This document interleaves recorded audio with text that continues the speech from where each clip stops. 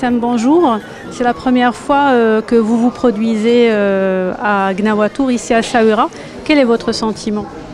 Je suis très heureuse, très honorée de participer à ce festival pour la première fois. La musique Gnawa, c'est une musique que j'aime beaucoup, qui m'inspire énormément depuis des années. À la fois parce qu'elle est un exemple de métissage entre les civilisations africaines et la civilisation arabe. Et c'est quelque chose que je trouve assez incroyable dans son expression. Et puis aussi parce que c'est une musique qui tente de guérir, de soigner les corps et les âmes, et que ça, c'est quelque chose qui m'a toujours beaucoup inspirée, à la fois dans le rapport à la spiritualité, à l'invisible, au corps, à l'âme, à la spiritualité. C'est quelque chose qui m'a beaucoup inspirée, ouais. Ce soir, vous allez faire une fusion avec le Madame Hussam Guinéa, avec d'autres artistes qui ont des styles complètement différents.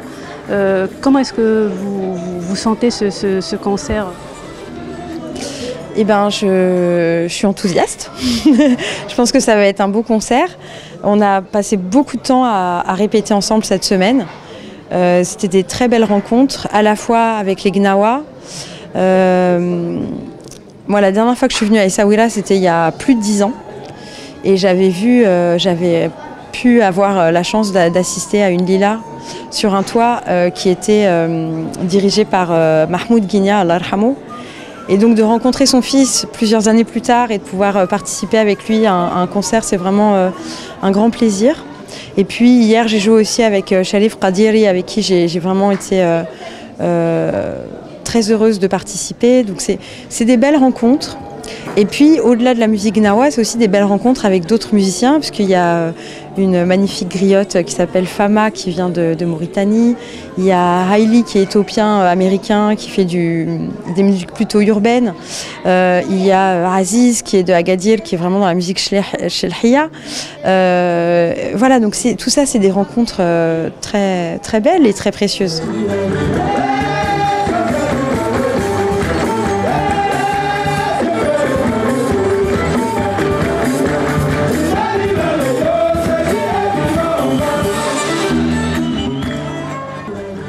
Justement, on sait que faire des fusions, c'est pas toujours facile. Il y a des fusions qui sont complètement ratées. Selon vous, qu'est-ce qui fait qu'une fusion réussit? Alors là, c'est un peu compliqué de parler avant qu'on fasse le concert. Je voudrais pas que ce soit complètement... En fait, je pense que plus il y a de gens qui participent, plus c'est compliqué à gérer. Et c'est vrai que ce soir, on sera nombreux. Donc, normalement, ça devrait bien se passer. Parce qu'on essaye vraiment tous d'être à l'écoute et on est tous très bienveillants les uns envers les autres, donc normalement ça devrait bien se passer. Mais je pense que, en règle générale, dans les rapports musicaux, c'est comme dans les rapports humains. Plus les gens sont dans leur ego et moins ils sont à l'écoute et moins ça fonctionne. Et plus les gens sont dans l'humilité, dans la bienveillance, dans l'écoute, et mieux ça fonctionne. Et sur scène, c'est pareil que dans la vie. Donc, normalement, ça devrait bien se passer.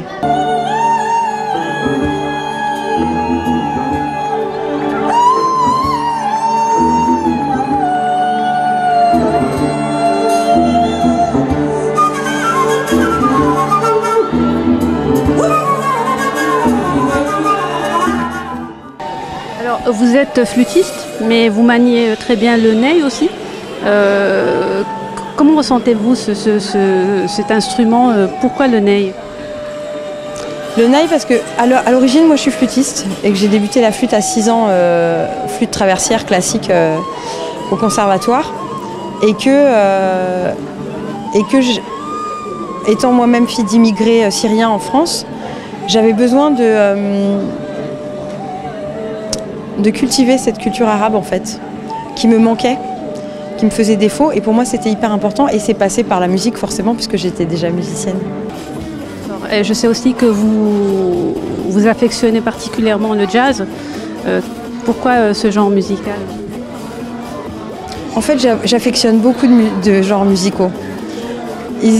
Oui, l'afrobeat, la musique d'Afrique de l'Ouest, beaucoup, énormément, la musique du désert, énormément, la musique al-sahraouia, la musique marocaine, algérienne, la musique arabe en règle générale, classique, mais aussi la musique d'Inde du Nord. Enfin, je me cantonne pas du tout à un style. Il se trouve qu'en France, dès qu'il y a une batterie, une contrebasse, une guitare dans un groupe, et que ça joue avec de l'improvisation et de l'écriture un peu originale, on appelle ça du jazz. Mais concrètement, moi je fais pas du jazz. Moi je fais ma musique. Je fais ni du jazz, ni de la musique arabe, ni de la musique indienne, ni de la musique africaine. Je fais ma musique. Mais je m'inspire de toutes ces musiques à la fois. Je suis pas fermée. Je suis pas dans une boîte. Et par rapport à l'improvisation, je sais que vous l'avez découvert très tôt, très jeune. Et quand on fait une fusion, justement, comment est-ce qu'on arrive à réussir une improvisation ?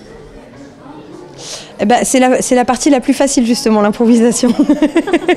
Ce qui est compliqué, c'est pas d'improviser.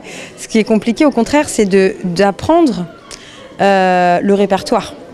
De prendre le temps d'assimiler le répertoire, de le comprendre, de savoir où se trouvent les temps, puisqu'il y a une vision du rythme dans la musique gnawa qui est propre à la musique gnawa. Pareil pour la musique mauritanienne, on a eu du mal à comprendre comment est-ce que Fama entendait le temps.